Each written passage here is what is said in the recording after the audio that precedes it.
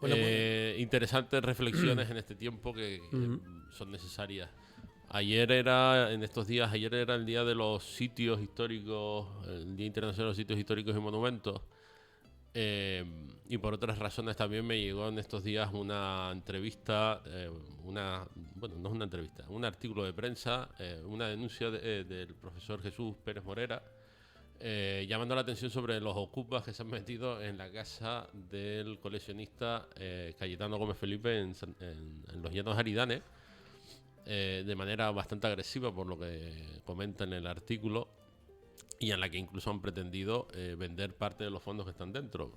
Recordemos que Cayetano Gómez Felipe era uno de los principales coleccionistas de arte y artes suntuarias de las islas, y que su hija, un poco manteniendo la voluntad de su padre, ha abierto su casa museo en La Laguna, pero que Cayetano Gómez Felipe, que está abierta al público, que se puede visitar, que tiene visitas guiadas, que tiene una magnífica cafetería y también tiene sí. una política de exposiciones temporales que en breve inaugurará sobre todo lo que tiene que ver con el duelo en Canarias y las vestimentas en negro, la muerte y el duelo en Canarias.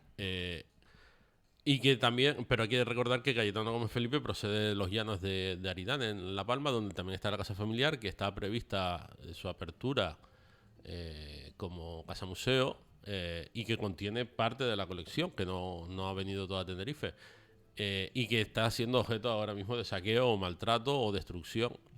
Y me gustaría hacer eco de esa denuncia que hacía el profesor Jesús Pérez Morera en la prensa palmera, de esa realidad, y animar y exigir a las autoridades pertinentes que intervengan de manera urgente, dado el deterioro de lo que se puede ocasionar. El deterioro que se puede ocasionar no solo en la propiedad, sino en lo que contiene la propiedad. Están ustedes escuchando y viendo, porque también estamos a través del Face y también del YouTube, este apartado a Germán Rodríguez Cabrera, también a Juan Manuel Reyes Cornejo, por saludar a toda la gente que nos sigue también a través de esa pequeña pantalla que hemos abierto en disponibilidad a través del YouTube y Face.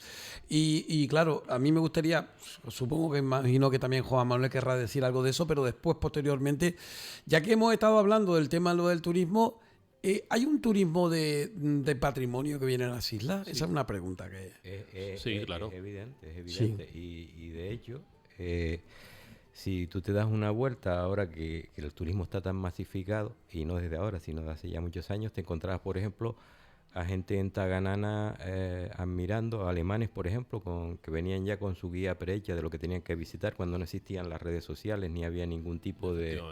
Y iban a ver, por ejemplo, el tríptico de Taganana, cuando la mitad de o casi todos los canarios desconocían el valor patrimonial que podía tener eso, y en un lugar tan apartado como podía ser Taganana, en Anaga. Es un ejemplo.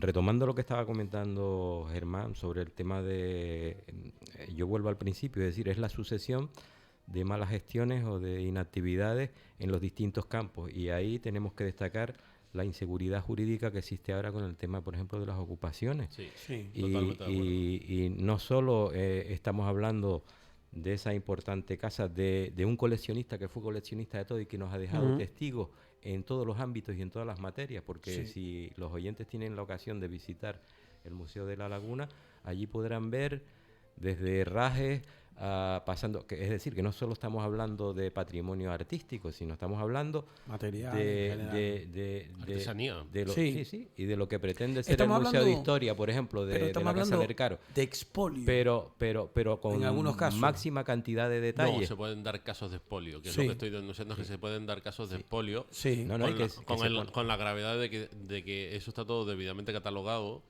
Esta gente llegó a atesorar bienes arqueológicos que han sido donados al Museo Arqueológico de La Palma, y que ahora a la sociedad, a la parte pública, le toca apoyar a una parte civil que ha apostado por la cultura y el patrimonio de esa manera, que ha abierto sus casas y sus bienes, y ahora le toca protegerla como a otros tantos coleccionistas de anonimato, pero en este caso han dado un paso al frente, como ha hecho Luz Marina Martín en La Laguna también, abriendo su colección LM, y la administración tiene que estar a la altura. Hemos estado al tanto de cómo incluso con Sisel y Martillo se han quitado hasta incluso grabados guanches. Es una cosa, el otro día incluso en Icó Los Vinos salió en prensa también el expolio. Eso es expolio y ese es otro... Es otro tema. No, es el mismo. El tema es exactamente el mismo. La dejación de los bienes patrimoniales. Sí. En la parte arqueológica Tenerife adolece de todo. Porque ahora mismo no hay donde aquí no hay un centro de arqueología salvo el Museo de la Naturaleza y el Hombre o el MUNA. Sí. Pero si vas a Gran Canaria, pues podemos ir a ver la Boda Pintada, Sí. el cenobio Valerón. Hay una serie de sitios arqueológicos localizados dentro de la isla donde usted se puede parar y observar las excavaciones o el sitio arqueológico. Aquí en este caso no se da. Se han abandonado. Hay sitios como Guargallo, por ejemplo, en los años 70, creo que fue, cuando se descubrió que se hizo nada más que amurallarlo y aquello ahora es un vertedero de basura. Y como ese, otros tantos, el abandono ha sido brutal. Y bueno, y abundando en lo que por el camino que iba Germán, pues aquí hemos hablado también de la hacienda de Las Palmas de Anaga, por ejemplo, que también se fue a ceder a la gestión de la iglesia y resulta que se han metido unos ocupas también. Y es otro ejemplo más y vemos cómo después una mala gestión y una mala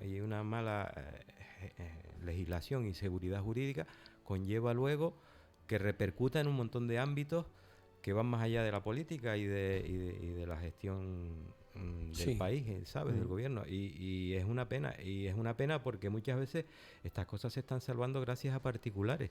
Y yo te puedo hablar también de acuerdos urbanísticos en los que se exigía, por ejemplo, a un promotor que una antigua hacienda se edificara y se restaurara lo que era el valor patrimonial que tenía de la hacienda y demás, y eso no se respetaba. Es decir, a lo mejor surgía, sabe Dios, un incendio, o surgía y se perdía definitivamente el inmueble, y después tenemos que consultar la lista roja de patrimonio de inmuebles que están, que por cierto Realejo es un destacado. Además que, Juanma, habríamos hablado nosotros muchas veces desde el punto de vista de tu profesión también, el hecho de que hay, en cierta manera, no estamos hablando, digamos, de mucho cuidado a la hora de evitar que la gente se meta en casa que no es suya. Es decir, los ocupas, Es que hacen lo que da la gana. En cualquier ¿viste? país, Isidro, tú vas con las escrituras de tu casa. Sí. Y aparte que luego ahí es muy difícil calibrar, incluso desde el punto de vista de las fuerzas y cuerpos de seguridad y la judicatura, hasta qué punto no es un allanamiento de morada, hasta qué punto esa casa está abandonada. Es decir, también hay que ponderar todas las circunstancias, pero lo que está claro es que existe un abandono y hay un montón de inmuebles con interés histórico-artístico, con patrimonio que no incluso están mueble defendidos dentro de su interior, que eso está obviado también por nuestras delegaciones de patrimonio aquí, tanto a nivel insular como del gobierno autónomo, porque parece que el patrimonio mueble no se considera como una unidad dentro de ese patrimonio arquitectónico, y nos dedicamos a conservar fachadas nada más. Tú te vas a la laguna, que es patrimonio de la humanidad, que y esa son otra. casas contadas las que tienen un patrimonio. A mí me viene a la memoria Fresco y Bonín. A mí me vienen dos palabras, Frescos y Bonín, por ejemplo. Bueno, los frescos de Bonín han sido rescatados menos mal. sacados de la casa y están en un proceso de restauración. Sí. Y digamos que hemos llegado a tiempo. Pero Germán, te tengo que decir, y a ti precisamente, el recordar que uno de los primeros que puso eso en los medios de comunicación fue un verano que estuvimos aquí y que tú comentaste, y que te acuerdas que Lali me había confirmado que Lali trabajó muchos años con don Osvaldo Reverón y también con Marcianita Bonín, y efectivamente que ellos habían visto y que estaba ahí. Y nosotros empezamos bueno, igual había gente que ya lo sabía, pero que darlo a conocer en general, mucha gente no lo sabía. Afortunadamente, eso incluso se llegaba a dudar de que fueran de Bonín, porque no presentaba estilo a lo que entendemos ahora por Bonín. Pero tú estuviste allí, estuviste allí, me dijiste, lo vi, viniste, no sé si te acuerdas que me lo explicaste y todo. Sí. Y luego de ahí salió incluso un artículo donde hablo de Bonín y de los Leal, que son los que pagan esas obras. Sí. Y también, exacto, que son los Leal, y ya puedo decir incluso que son 4 murales en vez de 3.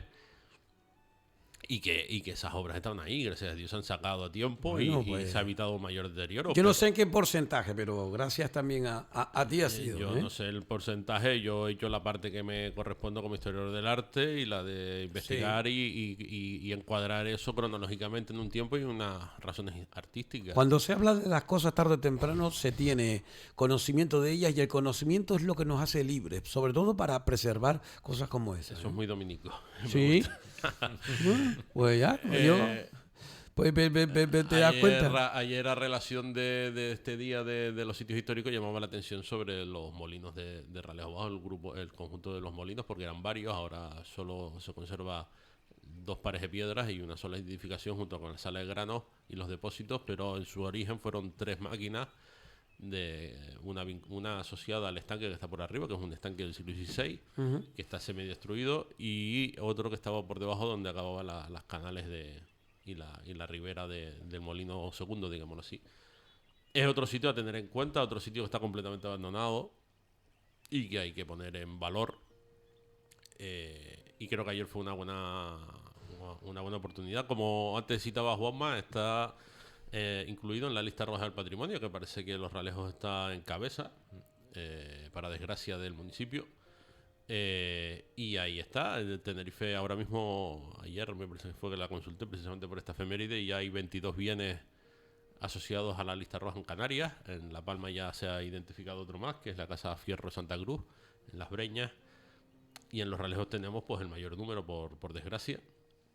También está la Casa Fuerte de Adeje, está el Molino de las Angustias de Nicó, la Casa Amarilla en el Puerto de la Cruz, la Hacienda de las Palmas Anaga también ha entrado.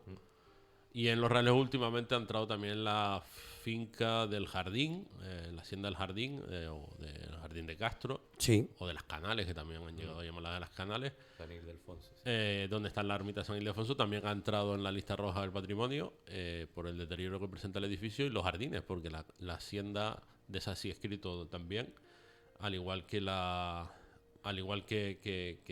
no solo los bienes muebles, volvemos a enlazar con el tema del medio ambiente y y del medio natural. Esa hacienda, aparte de los bienes edificados, también tiene bienes etnográficos de alto interés, como son los 2 lagares.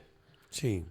Una era que se conserva en la propia finca, que es una rareza hasta cota, y luego el sistema de jardinería, que desde el siglo XVII ya aparece documentado en la Están manos privadas eso, ¿no? sí, sí, pero eso No, pero yo la pregunta solamente que siempre Sí, me es gusta privado, hacer, es privado. pero me gusta hacer, es decir, ¿cómo ven ustedes el hecho de que Es privado. las autoridades deberían hacer posible, como se hace cuando yo recuerdo, por ejemplo, el Ralejo Bajo, bien de interés cultural, se ayudó a las familias, sobre todo, por lo menos, claro, yo sé que tú me dijiste en su día, Isidro, eso es una campaña fachada, porque prácticamente lo único que le interesaba en aquel momento era adecentar la fachada, pero había mucho trabajo dentro. El problema de la campaña de fachadas era que se picaba la fachada y se pintaba al tan. O sea, en Canarias, en la arquitectura tradicional, no existen los pistachos, no existen no existen los cremas, no existen los beige, no existen los color salmón. Son temas mucho criollos, muchos casos vinieron de América, algunos de ellos, ¿no? Es que ni criollo, o sea, ¿Sí? es que es un acto, es un acto de decoración, y sobre todo porque se pica el sustrato antiguo, no se enjalbega. Y se picó y se desapareció toda esa información sin ni siquiera documentarla. Y si en caso de que era necesaria picarla y volverla a vestir, por criterio técnico, que no viene al caso ahora a discutir, porque ya está hecho el daño, tampoco es Pero en hablar por teoría hablar. era una cosa que se estudió previamente y por parte del Cabildo y todo, ¿no? Bueno, y a mí, yo tengo, No, yo tengo mi criterio, y No, el técnico del Cabildo puede tener su propio Pero criterio. no me entienden lo que te quiero decir. Es decir, que tú, como experto que estás diciéndolo ahora, de igual manera tuvo que tener un asesoramiento de esta gente para hacer y no cometer ese error, vamos. Yo creo que se ha evolucionado mucho en los últimos años. Ah, vale, bien, vale. Y ya de eso ya hace muchos años que se hizo.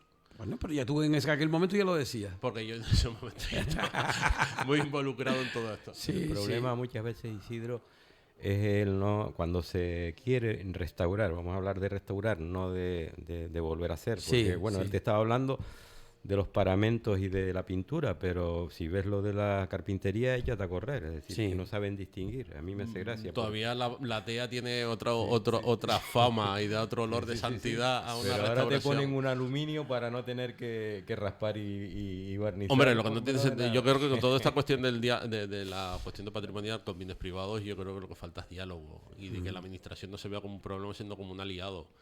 Cuando la administración se ve como un problema y no hay diálogo entre la propiedad y la administración, empiezan los problemas y empiezan las ilegalidades. ¿Y cuál es la solución, por ejemplo, de esa, digamos, en el jardín? ¿Cuál es la solución? Pues lo mismo, sentarse con los propietarios e intentar desarrollar un plan de protección del bien, de puesta en valor del bien, donde, por ejemplo, a cambio de ciertas subvenciones, pues la sociedad civil tenga acceso a ese espacio. Yo recuerdo escuelas taller, escuelas taller. Pero No, eso también es es un peligro. eso es otra cosa, ¿no? Espérate, Eso es otra cosa. Esa es otra Eso historia es que otra- mira eso- lo que pasó con eso la es Casa otra cosa. Tolosa. Si no se trata de la intervención, lo mismo la intervención es meramente de mantenimiento. Yo no creo que la intervención de la casa sea tan irreversible Bueno, como para tanto. La que yo decía era de jardines, nada más. Ni ojito. siquiera de tal. Simplemente Ojito, porque- tiene que haber un diálogo. Aparte, puede ser un aliciente para esa propiedad, aparte de tener la utilidad agrícola, tener, pues, ya que no se habita, puede ser algún tipo de alojamiento, de interés, que ahora se estila mucho el tema de la vivienda, no la vivienda vacacional, de los hoteles emblemáticos y todas estas cuestiones. Y esas casas reúnen esas condiciones. Eso no impide que tenga acceso a la sociedad a unos Sí. jardines, que se conozcan, que hayan jornadas de puertas abiertas, como las hay en muchos sitios. Hay muchos edificios. Mira, el Palacio de Liria en Madrid es monumento nacional. Y está obligado a abrir cada 20 días al año para tal. La Fundación Alba plantea, como la Medina Celi, la visita al bien. O bien por reserva o hay unos días de visita. Sí. Y hay un recorrido acotado Cierto. donde el visitante pueda acceder. Si luego hay un investigador o alguien que quiera consultar documentación, acceder a ciertos bienes porque está en investigación o consulta, pues se puede tratar. Bueno, pues esto Sí. un poco hacer lo mismo. Yo creo que lo que falta es Con los simplemente mismos diálogo. fondos, sí. No todo tiene que pasar a manos de la administración pública, cosa que no Tú defiendo. hablabas del tema del turismo patrimonial, Sí. con interés histórico. Pues ese es el fin que tienen que llevar una serie de haciendas y de lugares de interés que tenemos en Canarias, y que por los cambios de los modelos económicos han caído en el abandono o por la ausencia de sus titulares, que muchas veces es la barrera que siempre te pone la administración para lavarse las manos como Pilato, y es explotar precisamente esos recursos y de una forma igual a como estábamos hablando de la restauración, no simplemente de rehabilitar para Sí. poner al uso. Es decir, aquí se hicieron muchas veces restauraciones, incluso en edificios de interés patrimonial, que no eran multidisciplinares. Lo primero que se tenía que hacer, ya que vas, por ejemplo, a restaurar una iglesia, por ejemplo, vamos a poner el ejemplo de cuando colapsó la techumbre de la iglesia de la Concepción de la Laguna. Lo primero que tenías que hacer es verte llevado a un equipo de arqueólogos allí, estudiar las tumbas, porque es una ocasión que tienes para levantar y estudiar in situ, y una participación multidisciplinar de distintas materias, para hacer la restauración bien, no poner un suelo de mármol muy bonito y después coger y hacer una cercha de estructura metálica y simular un falso techo de un artesonado. Eso es lo que no se puede hacer, o no se debiera hacer en pleno siglo XXI. Y las restauraciones se tendrían, o por ejemplo después largarle el papel asfáltico y cargarte las obras muebles que hay en su interior por el elevado exceso de temperatura. Entonces, como puedes ver, aquí hemos nombrado varios parámetros que tienen que ser sopesados antes de... Claro. Y eso desgraciadamente no está ocurriendo. Y después, a mí me hace gracia, porque muchas administraciones ahora se están atribuyendo el adjetivo de villa histórica, y resulta que tienen su historia completamente abandonada, y que le preguntas a los responsables y desconocen, pero hasta lo más elemental de la historia de ese municipio. Les queda grande el título. Les queda grande Muy el título. grande, muy grande, hermano. La realidad del turismo patrimonial, claro que existe. La gente de Agarachico no va a Sol y Playa. Los que pasan por sus calles o los que pasan por las calles de la Orotava no vienen a Sol y Playa. Los que pasean por Rambla de Castro no vienen a Sol y Playa. Los que hacen el Sendero del Agua no hacen... O sea, eso, encasillar que todo el turismo o lo que se vende de la isla es simplemente sol y playa, no, eso es un segmento del sector que está muy asociado a ciertas zonas, pero yo creo que el norte de la isla respira de otra manera. Sí. Y hasta el propio sur respira de otra manera, porque también vas a los cascos de los centros urbanos históricos del sur, y en Adeje Casco o en Arona Casco o en Arico vemos turistas. Sí. Es verdad que no son masivos, no es la masificación que pueda darse en otras zonas, como en la costa, pero es una realidad. Y Sí. hay una sensibilidad. De hecho, en los museos insulares, gran parte de los que van a visitar los museos de Santa Cruz son turistas, no locales. Sí. Con lo cual hay una realidad que es un turismo cultural, Sí. que tiene interés por la historia del lugar, por los artistas, por las propuestas artísticas que se desarrollan desde las islas, por el patrimonio natural o histórico, y eso es una realidad. Y yo creo que a poco de que el organismo autónomo de museos, por ejemplo, del Cabildo o del Ayuntamiento de Santa Cruz saque cifras, yo creo que si el Ayuntamiento de Santa Cruz, por ejemplo, saca cifras de quién visita el Museo de Bellas Artes de Santa Cruz, que es de titularidad municipal, se dará cuenta que el 80% son turistas, Sí. nacionales o Es locales. una buena forma de autofinanciar cualquier proyecto de rehabilitación, de trabajo. Es que tiene una demanda, Claro. es que negarla. Sí. Vamos a ver, cuando uno sale de aquí, no sé, en mi caso, tal vez por deformación profesional, pero uno va a visitar ciertas cosas, va a pasear por ciertas calles. Una vez escuchaba a un concejal de este municipio hace ya muchos años que decía que habían salido de viaje a la península y que estaban encantados por el casco, lo conservado, lo antiguo, los cafés con ese sabor antiguo y tal.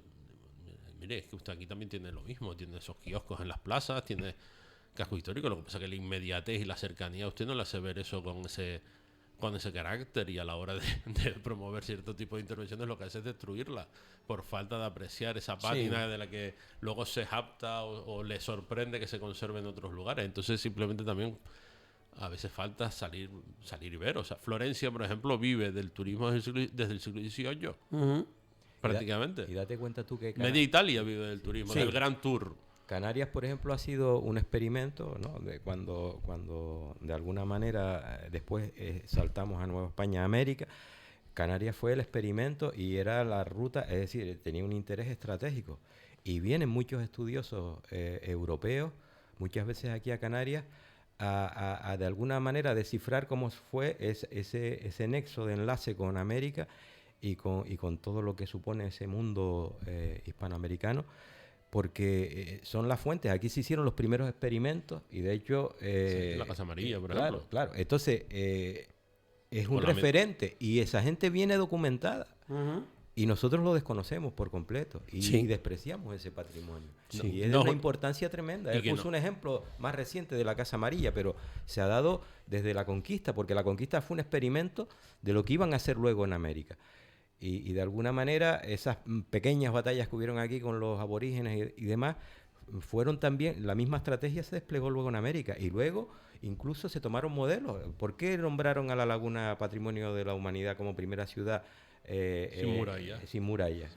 ¿Entiendes? Y eso se da luego, se sigue dando en las distintas colonias de América. Entonces son elementos de estudio que muchas veces nos vemos sorprendidos porque autoridades en la historia y en el patrimonio vienen precisamente a esta fuente y se las encuentran desgraciadamente arrasadas porque no hemos sabido conservarlas. Cierto. Bueno, pues tenemos que hacer mucho ahí. Cuanto más se hable de ello, mejor, ¿no? Pero es que es un recurso, es negar toda esa faceta. Y además, lo que te decía del Gran Tour, desde el siglo XVIII surge ese interés por visitar otros países y descubrir otras realidades. Y ese Gran Tour surge en el 18, del que se sigue nutriendo Italia, y pasa a España buscando lo oriental y lo exótico de una Europa que había dado la espalda a España. Y eso se prolonga hacia Canarias, y a su vez es el puente de nexo, como él bien decía, hacia América. Por aquí pasaron personalidades del nivel de antropólogos como René Bernot. René Bernot estuvo viviendo en la Hacienda de los Príncipes. Sí. ¿Hemos aprovechado la presencia de René Bernot, por ejemplo, en Los Príncipes? En Los Ralejos, no. Y como tantos Hemos aprovechado el turista de interior, que es otro término que se estila ahora. Pintores, bueno. Pintores, artistas. Bueno, Cipriano de Arribas escribe en 1898 a través de las Islas Canarias. Ese señor acaba viviendo en Los Ralejos. Sí. Su mujer está enterrada en San Francisco, que es Cipriano de Arribas. Esta Hilaria de Avia. Ese señor describe Los Ralejos desde un punto de vista de la salud y pone en valor los que son los bienes patrimoniales, lo que le llama la atención. Sí. Ahí tenemos turismo. ¿Eso ha sido dañino? No. ¿Lo hemos aprovechado? Tampoco. No. Y después botánicos, hay un montón de cuestiones ahí relacionadas con lo que es en sí, pues la esencia que tiene, y especialmente si nos seguimos, lo que es más cercano a nosotros es el norte, para qué decirlo, de que es el turismo de salud en el siglo XVIII, que también lo hemos comentado muchas veces con Juan Manuel y demás. Se nos termina el tiempo, porque José Manuel también está ahí a la vuelta de la esquina, estamos casi en 30 minutos, pero bueno, nos queda pendiente esa visita que nos decía Juan Manuel. También yo tengo muchas ganas de ir al Rosario, siempre se lo recuerdo. Ustedes marquen la prioridad. Yo estuve hablando con Luis, pero no quiere decir que... No, tampoco no. Podemos ir cuando quieras. Si marquen ustedes también, pero yo no quiero tampoco... Yo tampoco. Yo estoy encantado. Y sobre todo, mucha gente que les tengo que decir, que también me lo dice así por parte de la dirección, por parte también de mucha gente que nos saluda en la calle y nos dice que somos un medio que tenemos a personas que hablan de cuestiones que no se hablan tanto en otros sitios, o por lo menos no se hablan de igual manera. A veces podemos herir algunas susceptibilidades, sobre todo de aquellas personas que están gestionando o que se pueden dar por aludidas, pues, y todos. Yo incluso me lo reconozco, tenemos un grado de soberbia, está claro. Tomás de Aquino la describió perfectamente.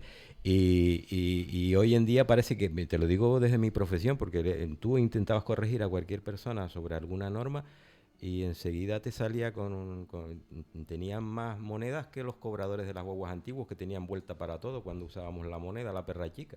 Y eso, la verdad que es una desgracia. Hay que abrirse un poco. Y después, lo que estábamos hablando también fuera de micro, sobre el tema de muchas veces nuestra historia no ha sido escrita, sino ha sido contada, y se basa mucho en la tradición oral, y otras veces en hipótesis que hacen los historiadores, los colegas de Germán.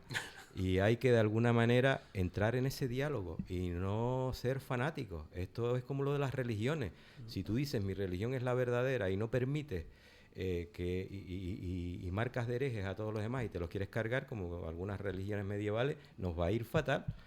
Yo pienso que la historia hay que tratarla y es una materia que está abierta. Y dentro de las propias religiones. Y después, si alguien trae una aportación con argumentos, hay que intentar de alguna manera empatizar con eso. No imponer nuestro criterio, porque yo lo hice así y lo quiero así. Y eso no puede ser, hombre. No, somos humanos. Eso es nuestra propia condición. Sí, ¿no? Pues bueno, yo quiero agradecerles a ambos que hayan estado aquí en el día de hoy, en esta media horita que tenemos. ¿Alguna cosita por último, Germán? ¿Verdad? Pues bueno, Juan Manuel, muchas gracias. Seguiremos hablando de todo ello. Y miren, acaban de citar a René Bernot. Antes también Juan Manuel citaba a este señor que estaba hablando acerca. Es decir, hay bibliografía. Hoy tenemos unas cuestiones. Yo antes, para hablar de esto y conocer esto, tenía que ir a la biblioteca y coger un pedazo de libraco de este tamaño. Ahora puedes tener cuidado. Es muy recomendable seguir haciendo. El papel siempre tiene una calidad. Escucha lo que voy a decir yo. Yo les recomiendo de que aquellos que puedan que lo hagan.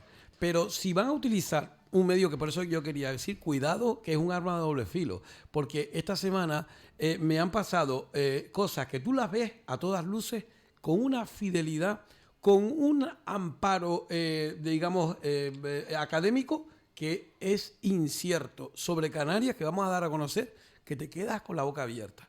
Hasta el oceanográfico tenía Canarias en eso, debajo de Baleares. Bueno, si increíble. Si nosotros logramos, Isidro, que la gente se interese por determinados aspectos que a veces pasan desapercibidos, y luego lo pueden consultar, hombre, el doctor Google ya sabemos cómo es, tiene un montón de recetas.